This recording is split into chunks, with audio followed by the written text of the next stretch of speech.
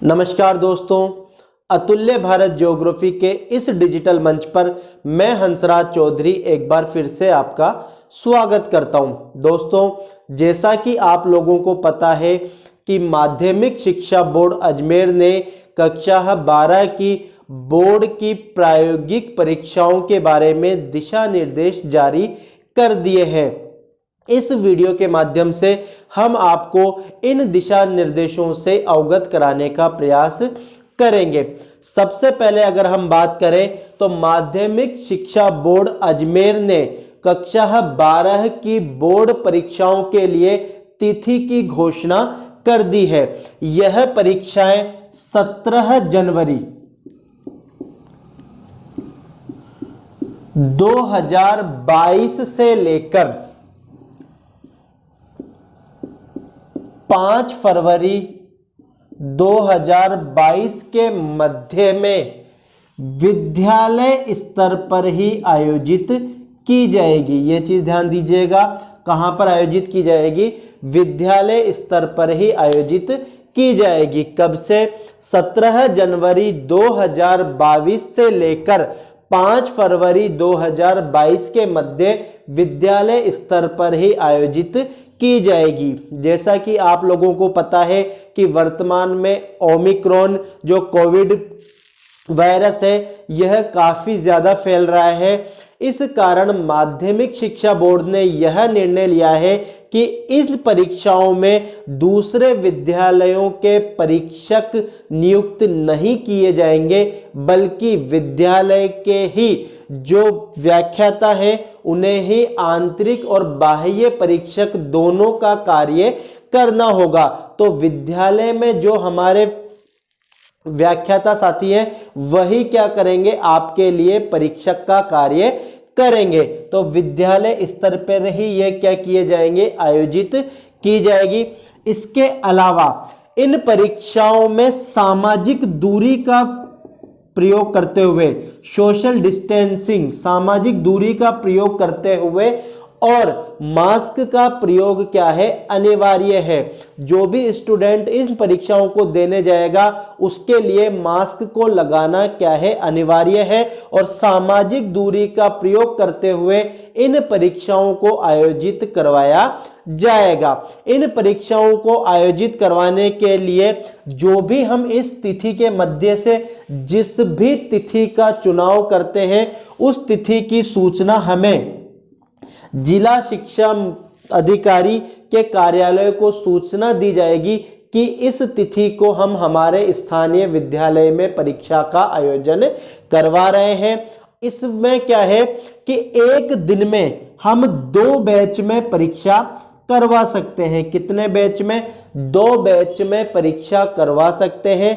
लेकिन यदि हमारे विद्यालय में संसाधन पूर्ण है, हमारी स्टूडेंटों के लिए लैब की क्षमता पूरी है, तो हम एक दिन में अधिक से अधिक 3 बैच में भी इस परीक्षा का आयोजन करवा सकते हैं। तो यह तो रही आपके माध्यमिक शिक्षा बोर्ड के द्वारा जो दिशा निर्देश दिए गए हैं परीक्षा की तिथि से संबंधित, उनके बारे में जानकारी।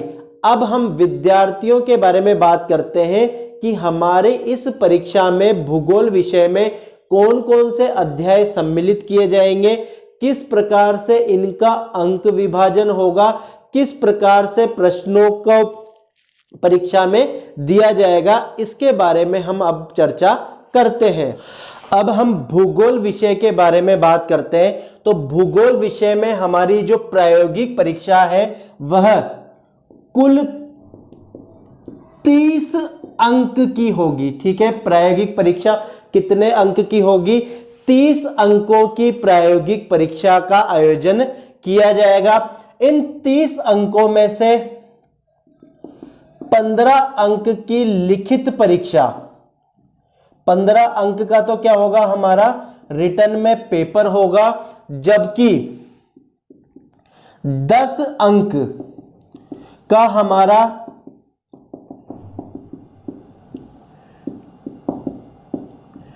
प्रायोगिक कार्य होगा और 5 अंक का हमारा क्षेत्रीय सर्वेक्षण कार्य होगा। तो अंकों का विभाजन किस प्रकार से है कि भूगोल विषय की प्रायोगिक परीक्षा कुल 30 अंकों की होगी। इन 30 अंकों में से 15 अंक का तो हमारा लिखित की जो पेपर होगा वो होगा। इसके बारे में हम बात करेंगे अभी कि कौन कौन से अध्याय हमारे इसमें सम्मिलित किए गए हैं, कितने प्रश्न इसमें आएंगे और कितने अंकों के वह प्रश्न होंगे। तो अभी देखिए कि 15 अंक का तो हमारा लिखित में पेपर होगा, जबकि 10 अंक का हमारा क्या होगा, प्रायोगिक कार्य होगा। इस 10 अंक को भी 8+2 में विभाजित किया गया है। 8+2 में मतलब ये 2 अंक का तो हमारा वाइवा कह लीजिए, ओरल कह लीजिए या फिर मौखिक परीक्षा कह लीजिए, और 8 अंक का हमारा होगा प्रयोगात्मक कार्य। 8 अंक का हमारा होगा प्रयोगात्मक कार्य।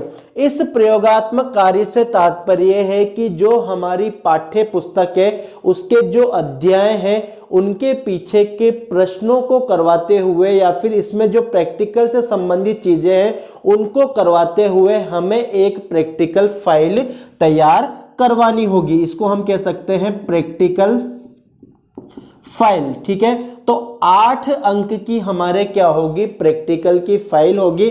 और इस प्रैक्टिकल की फाइल से संबंधित हम जो विद्यार्थी से मौखिक प्रश्न पूछेंगे उसके कितने अंक होंगे, 2 अंक होंगे। तो 8+2 कुल 10 अंक किसके हो गए, हमारे प्रायोगिक कार्य या प्रैक्टिकल वर्क के हो गए। जबकि 5 अंक का हमारा क्षेत्रीय सर्वेक्षण कार्य है, जो हमारी पाठ्य पुस्तक के अध्याय, हमारी पाठ्य पुस्तक के अध्याय 5 के अनुसार किया जाएगा। ठीक है, इसमें हम क्षेत्रीय समस्याओं का अध्ययन करते हुए इसके बारे में क्या करेंगे, एक प्रोजेक्ट तैयार करवाएंगे बच्चों से। तो ये कुल कितने अंक का होता है, 5 अंक का होगा। और केवल इसमें यह ध्यान रखना है आपको कि यह पाठ्य पुस्तक के अध्याय 5 के अनुसार होगा। अब हम बात करते हैं लिखित परीक्षा के बारे में। तो इस वर्ष की जो हमारी पाठ्य पुस्तक है NCERT की, उसमें कुल 6 अध्याय हैं। उसमें कुल कितने अध्याय हैं, 6 अध्याय हैं। लेकिन कोविड के चलते हुए जो पाठ्यक्रम संशोधित किया गया है या फिर जो पाठ्यक्रम कम किया गया है उसके अनुसार हमारी पाठ्य पुस्तक का जो 6वां अध्याय है उससे इस पाठ्य पुस्तक से या जो हमारा पाठ्यक्रम है उससे हटा लिया गया है। ठीक है, अब हमें केवल कितने 5 अध्यायों का ही अध्ययन करना है और इन 5 अध्यायों में से 5वां अध्याय केवल इस क्षेत्रीय सर्वेक्षण कार्य से संबंधित है। अब हम बात करते हैं लिखित परीक्षा के बारे में। तो लिखित परीक्षा में हमारी पाठ्य पुस्तक के प्रारंभ के 4 अध्याय सम्मिलित किए गए हैं। 5वां अध्याय हमारे क्षेत्रीय सर्वेक्षण से संबंधित है और 6ठा अध्याय हमारे पाठ्यक्रम से विलोपित कर दिया गया है। तो इन 4 अध्यायों की अगर हम बात करें तो पहला अध्याय है आंकड़े, स्रोत एवं संकलन। इसके अंतर्गत हम प्राथमिक और द्वितीयक आंकड़ों के बारे में पढ़ चुके हैं कि प्राथमिक आंकड़े क्या होते हैं, इनको किस प्रकार से एकत्रित किया जाता है, द्वितीयक आंकड़े क्या होते हैं, इनके स्रोत क्या है और इनको किस प्रकार से एकत्रित किया जाता है। सेकंड चैप्टर है हमारा आंकड़ों का प्रक्रमण। इसके अंतर्गत हमने समांतर माध्य, माध्यिका, बहुलक,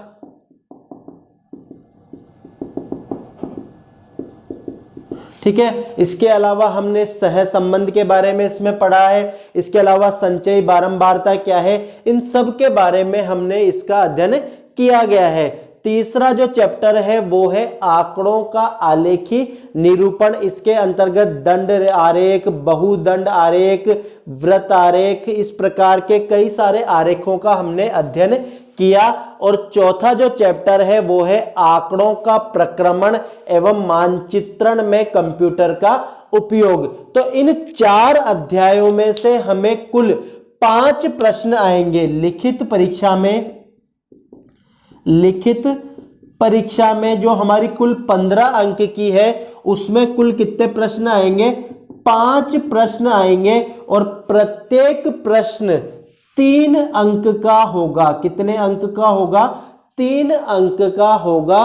और जो 5 प्रश्न आएंगे प्रश्न पत्र में वो पांचों के पांचों करना अनिवार्य है। इस चीज का ध्यान दीजिएगा कि इस वर्ष से क्या है कि प्रश्न पत्र में 5 प्रश्न आएंगे और वो पांचों के पांचों आपको करना क्या है? अनिवार्य है। गत वर्ष तक क्या होता था कि 5 प्रश्न आते थे, उनमें से पहला प्रश्न करना अनिवार्य होता था और बाकी के 4 में से हम किन्हीं भी 2 का क्या करते थे? चुनाव करते थे। और 5-5 अंकों के वो क्या होते थे? प्रश्न होते थे।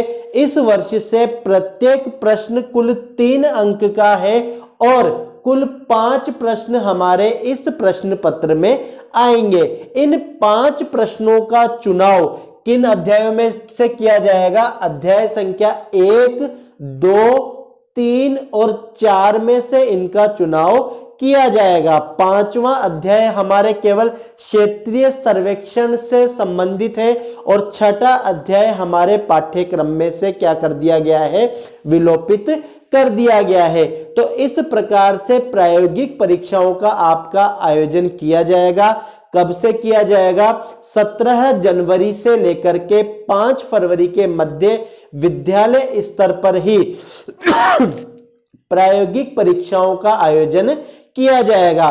तो सभी विद्यार्थी अपने प्रैक्टिकल वर्कशीट को तैयार कर लें, क्योंकि 8 अंक का आपकी जो प्रैक्टिकल की फाइल है वो है, तो उसको आप अपना पूर्ण रूप से तैयार करके रखें। और 5 अंक का आपके क्षेत्रीय सर्वेक्षण है और 2 अंक का आपका जो प्रैक्टिकल का वर्क है उससे संबंधित मौखिक प्रश्न पूछे जाएंगे। और 15 अंकों की हमारी क्या होगी? लिखित की परीक्षा होगी, जिसमें कुल 5 प्रश्न आएंगे।